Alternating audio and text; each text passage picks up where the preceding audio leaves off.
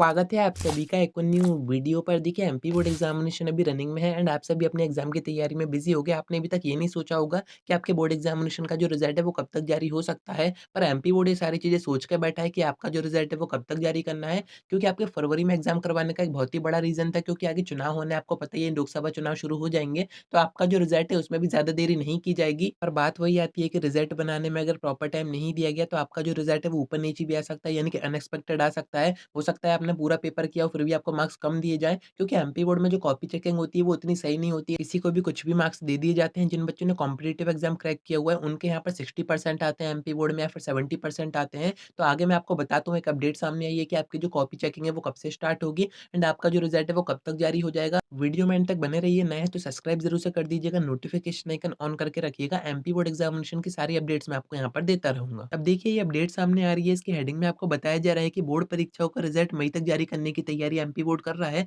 पर ये कोई कंफर्म नहीं है कि यहाँ पर आपको मई बता दिया है तो मई में आपका जो रिजल्ट है वो आ ही जाएगा। पूरी इन्फॉर्मेशन आपको नीचे दी जा रही है। बताया जा रहा है कि एमपी बोर्ड की तरफ से एमपी के जितने भी डिस्ट्रिक्ट है वहाँ के कलेक्टर्स और डीईओ को इन्फॉर्मेशन दे दी गई है, यानी कि ऑर्डर्स दे दिए गए हैं कि कॉपी चेकिंग की तैयारी शुरू कर दी जाए, क्योंकि मई तक हमें एमपी बोर्ड एग्जामिनेशन का रिजल्ट अनाउंस करना है। पर एमपी बोर्ड के काम अगर टाइम पे हो जाए तो फिर एमपी बोर्ड ही नहीं रहेगा। इस कारण से मैं आपसे कह रहा हूँ कि ये कोई फिक्स डेट नहीं है, ये आपको बस एक्सपेक्टेड डेट बताई जा रही है कि हाँ मई तक आपका जो रिजल्ट है वो जारी हो सकता है। और फिक्स डेट कैसे अनाउंस की जाती है, तो एमपी बोर्ड की तरफ से एक ऑफिशियल नोटिस जारी किया जाता है। उसमें आपको रिजल्ट की डेट भी बताई जाती है, टाइम भी बताया जाता है एंड कहाँ पर आपका रिजल्ट आएगा वो भी बताया जाता है। तो वो जब भी आएगा उसकी इन्फॉर्मेशन मैं आपको दे दूंगा। पर अभी कुछ ना पता होने से अच्छा यही है कि हमें कुछ एक्सपेक्टेड डेट तो पता हुई। यहाँ पर आपको कुछ और भी चीजें बताई जा रही हैं, जैसे कि आपकी कॉपी चेकिंग का जो काम है वो आपके बोर्ड एग्जामिनेशन खत्म होने के बाद स्टार्ट होगा, यानी कि फरवरी में तो आपके पूरे एग्जाम रहेंगे। मार्च के फर्स्ट वीक से कॉपी चेकिंग का काम स्टार्ट हो जाएगा। एंड मैंने आपको बताया कि कॉपी चेकिंग के काम में काफी ज्यादा दिक्कतें होती हैं यहाँ पर, क्योंकि जब प्रॉपर टाइम दिया जाता है उसी में एमपी बोर्ड के जो गवर्नमेंट टीचर हैं जो कि कॉपी चेक करते हैं वो कॉपी चेकिंग में काफी ज्यादा गड़बड़ करते हैं, बच्चों का रिजल्ट अनएक्सपेक्टेड आता है।